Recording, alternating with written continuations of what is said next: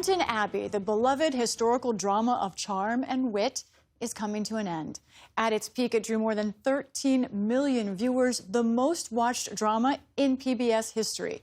And it's going out with some flair. The movie Downton Abbey Grand Finale is out in theaters now. Stephanie Sy spoke with Downton Abbey creator Lord Julian Fellowes. He's also the creator of the HBO series The Gilded Age and an Academy Award-winning writer for Gosford Park. It's part of our arts and culture series, Canvas.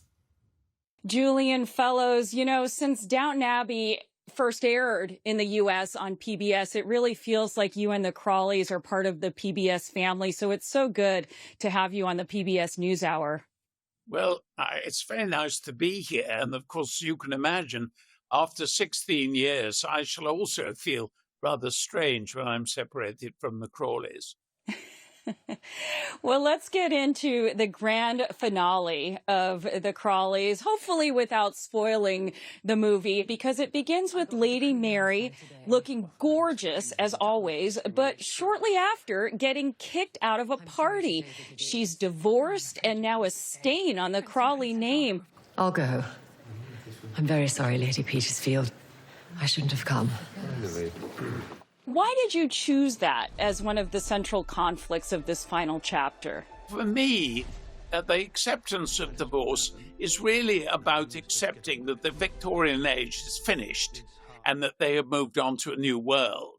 And that, I think, is an important step for the Crawley family, but also, as it was for everyone, really, that they have been sort of running on Victorian values. And yet, now at last, they had to accept that times had changed and the world was a different place. Good afternoon, ladies and gentlemen, and welcome to 1930. It seems like the film places a lot of emphasis on family loyalty and love. Grudges are overlooked. They kind of get past them. Why was that important to you? Well, I think that family is about loyalty. And I think the show is about two things, really. One is it's about family, the power of family, and so on. And the other is about accepting change. And the fact is that if you live through a period of change, and all periods are periods of change, then you must learn to change with it and to get on with it and to move into the new world. And if you refuse to do that, then you're stuffed. And that's really what I feel the show is about. It's true that the family, I mean, I don't know that they approve of Mary getting divorced, but nevertheless, when the chips are down, they are loyal to each other. And that's important. One such loyal family member, played by the late Maggie Smith, was Violet Crawley, the tough and dry matriarch known for her scene-stealing zingers. There's nothing simpler than avoiding people you don't like. Avoiding one's friends, that's the real test. With the death of Maggie Smith last year, Julian, did it feel like you had a vacuum to fill? You know, when you work together, you pick up how the other one works. And she knew how to say what I'd written, and I knew how to write what she'd say. And together, it was quite a strong partnership. I don't think, it wasn't a great friendship. We didn't take a house by the sea together and sit there eating supper in the late night. That wasn't it at all. It was that we knew how to work together. And I feel very blessed having enjoyed that for as long as I did with Maggie and not having to explain things, not having to explain why this line is funny. She just always understood the people I wrote. And that was lovely.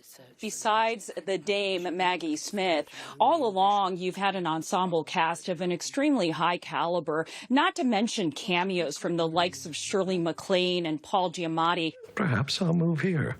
I'm sure I'd be more English than Robert in a trice.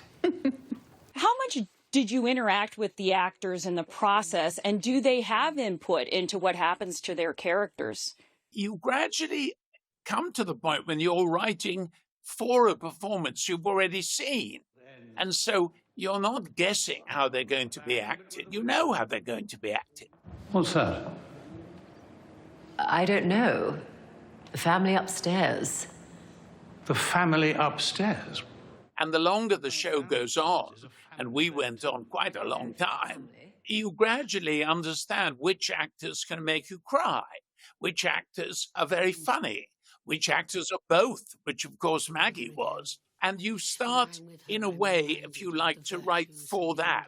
And in that sense, I feel that the characters were created by me writing and the actors together to make these people happen. And I enjoyed that very much. And I loved the cast. They worked together very well. They were a very strong ensemble. I think there were a lot of very good friendships that came together, and I think will outlast the show, which is just as it should be. The theme of change, which you mentioned earlier, bearing down on tradition in good ways and bad, has been there, as you said, since the series started.